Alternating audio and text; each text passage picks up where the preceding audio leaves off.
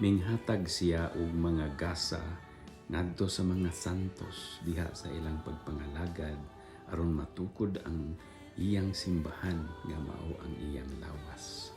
Sulat ni Apostol Pablo ngadto sa taga-Efeso Kapitulo 4 versikulo 12. Mutuo ba kag mga santos?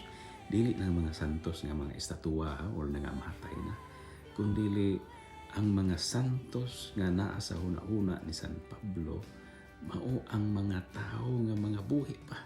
Kitang mga buhi pa nga naningkamot nga mas maduol, mas masuod sa ato ang Ginoong Hesukristo nga mudawat sa iyang sangon, sa iyang misyon alang kanatong tanan sa pagkapari, pagkaprofeta o pagkahari. Mao ni mga gasa alang kanato ampo ta sa mga tao, mupaambit ta sa pulong sa Ginoo.